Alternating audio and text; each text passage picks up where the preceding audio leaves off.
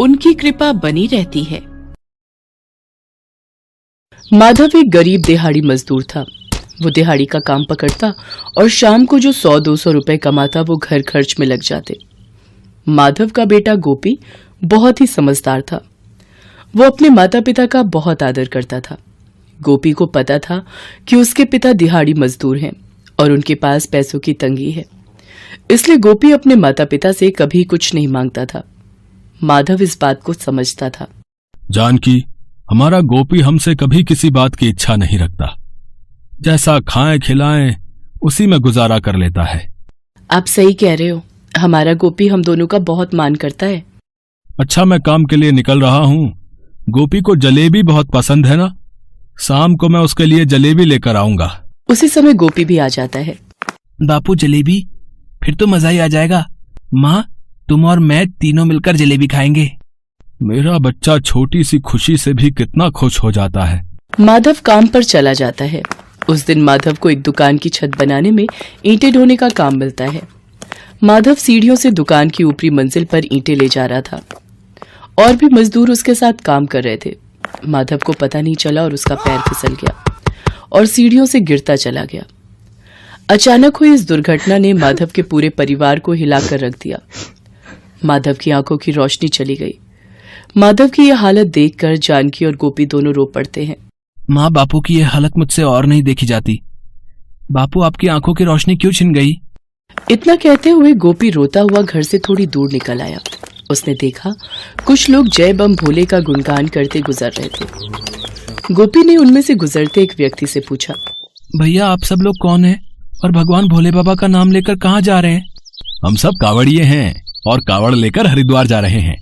फिर वहां से कावड़ में जल भरकर लाएंगे, शिवलिंग पर चढ़ाएंगे। जय भोलेनाथ। कावड़ का क्या महत्व है भैया? कावड़ भगवान शिव को अति प्रिय है भैया। जो कोई भी भक्त सच्ची श्रद्धा से कावड़ यात्रा करता है ना, भगवान शंकर उसकी सारी इच्छाएं पूरी करके सारे दुख दूर कर देते हैं। हाँ, मैंने कावड़ के बारे में सुना है। श्रवण कुमार भी अपने माता पिता को कावड़ में ही तीर्थ यात्रा पर ले गए थे। बिल्कुल सही कहा। श्रवण कुमार एक महान पुत्र थे। जय भोलेनाथ। कहते कहते व्यक्ति आगे बढ़ गया, पर गोपी के मन में एक उत्सुकता जागी थी। मैं अगर बापू को कावड़ में बिठाकर कावड़ यात्रा करूं तो भगवान शंकर उनकी आंखों की रोशनी वापस कर देंगे। हाँ, मैं बापू को हरिद्वार ले जाऊंगा। गोपी के आत्मविश्वास से भरी बातें कैलाश पर्वत पर विराजमान भोलेनाथ और माता पार्वती सुन रहे थे। प्रभु, आपका नाम लेकर ये भोला बालक एक कठिन यात्रा पर निकलने वाला है। इसकी सहायता कीजिए प्रभु। देवी पार्वती, आप निश्चिंत रहो। मैं अपने भक्त पर कोई आंच नहीं आने दूंगा, पर सर्वप्रथम मुझे गोपी की परीक्षा लेनी होगी। उधर गोपी घर पहुंचा और 2 बड़ी टोकरों से कावड़ तैयार करने लगा। माँ, ये देखो, मैंने कावड़ बना ली। अब एक में बापू बैठेंगे और एक में हम जरूरी सामान रख लेंगे। गोपी मेरे बच्चे, तू इतनी दूर तक पैदल यात्रा करके मुझे कैसे संभाल पाएगा? ये हट छोड़ दे मेरे बच्चे। मुझे वैसे भी आंखों से दिखाई नहीं देगा, तू मुझे कहाँ कहाँ लेकर चलेगा? और तुम दोनों के जाने के बाद पीछे से मैं भी चिंता में रहूंगी। मेरा ध्यान तुम्हारी तरफ ही रहेगा।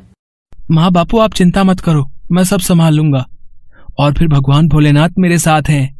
गोपी अभी बात कर ही रहा था कि एक बूढ़ा व्यक्ति लड़खड़ाता हुआ उसके पास आया। बेटा, मैंने तुम्हारी सारी बातें सुनी हैं। अगर तुम अपने पिता को कावड़ पर हरिद्वार ले जा रहे हो तो क्या तुम एक टोकरी में मुझे भी बिठा सकते हो? मेरी बड़ी इच्छा है कि मैं अपने अंतिम दिनों में गंगा मैया के दर्शन करूं। हाँ बाबा, क्यों नहीं। वैसे भी एक टोकरी में सिर्फ सामान है, आप वहां आराम से बैठ सकते हो। मैं बापू और आपको हरिद्वार ले जाऊंगा। गोपी ने जब ऐसा कहा तो माधव और जानकी दोनों और परेशान हो गए। दोनों के मन में यही बात चल रही थी कि गोपी 2 व्यक्तियों का भार कैसे संभालेगा। गोपी ने एक टोकरे में अपने पिता को बिठाया और दूसरे टोकरे में उन बूढ़े व्यक्ति को। गोपी को देखकर वो बूढ़ा व्यक्ति मुस्कुराने लगा। वास्तव में वो कोई और नहीं, भगवान शंकर ही थे जो गोपी की परीक्षा ले रहे थे। गोपी ने जैसे ही कावड़ को कंधे पर रखा, कावड़ फूलों की भांति हल्की हो गई। कावड़ का भार ना के बराबर हो गया। माँ देखो, कावड़ तो बिल्कुल भी भारी नहीं है, मैं आराम से पहुंच जाऊंगा। और जल्दी ही लौटूंगा। जब भगवान भोलेनाथ कावड़ में बैठे तो उनके चमत्कार से कावड़ का भार हल्का हो गया। गोपी आराम से पूरे रास्ते मस्ती में मगन जय बम भोले का जाप करता हुआ अपने पिता और उन बूढ़े व्यक्ति से बातें करता हुआ चलता रहा। हरिद्वार पहुंचकर उस बूढ़े व्यक्ति ने माधव से कहा, ये भोलेनाथ के नाम का फूल है, ये लो, स्नान करके इसे अपनी आंखों से लगा लेना। गोपी, तुम सचमुच बहुत अच्छे बालक हो। हर बच्चे को तुमसे प्रेरणा लेनी चाहिए और माता पिता का आदर करना चाहिए। देखना, तुम सदैव जीवन में सफलता पाओगे।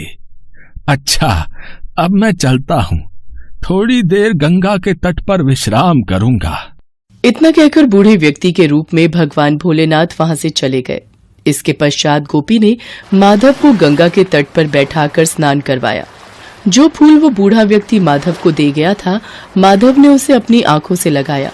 पर यह क्या, भगवान शंकर के चमत्कार से माधव की आंखों की रोशनी लौट आई। गोपी, वो कौन थे? वो कोई साधारण व्यक्ति नहीं थे। मेरी आंखों की रोशनी लौट आई है। मैंने इस फूल को आंखों से लगाया और मैं देख सकता हूँ, ये फूल मुझे उन सज्जन व्यक्ति ने दिया था। बापू, आप देख सकते हो, वो बूढ़े बाबा सचमुच भगवान शंकर थे। वो मेरी कावड़ पर बैठे थे। हे भोलेनाथ, ये आपने कैसी लीला रची। बापू, जैसे ही वो मेरी कावड़ में बैठे, कावड़ का भार कम हो गया। आपने मेरे बापू की आंखों की रोशनी लौटा दी। भोलेनाथ बापू, मुझे उन कावड़ियों ने सही कहा था, कावड़ यात्रा का फल अवश्य मिलता है और साक्षात भगवान भोलेनाथ इस यात्रा को पूरा करने में हमारी सहायता करते हैं। माधव और गोपी की खुशी का ठिकाना नहीं रहता। हर की पौड़ी पर खड़े भक्त जब इस चमत्कार के बारे में सुनते हैं तो सब गोपी की बहुत प्रशंसा करते हैं। गोपी माधव के साथ कावड़ का जल लेकर आता है और शिव मंदिर में शिवलिंग की पूजा करता है। जानकी भी ये सब देखकर बहुत खुश थी। वहीं कैलाश पर्वत पर विराजमान भगवान शंकर और देवी पार्वती ये सब देख मुस्कुरा रहे थे। हेलो दोस्तों, कैसे हैं आप सब? हमारी कहानियाँ देखने के लिए हमारे चैनल को सब्सक्राइब कीजिए और हाँ, बेल आइकॉन पर क्लिक करना मत भूलिएगा।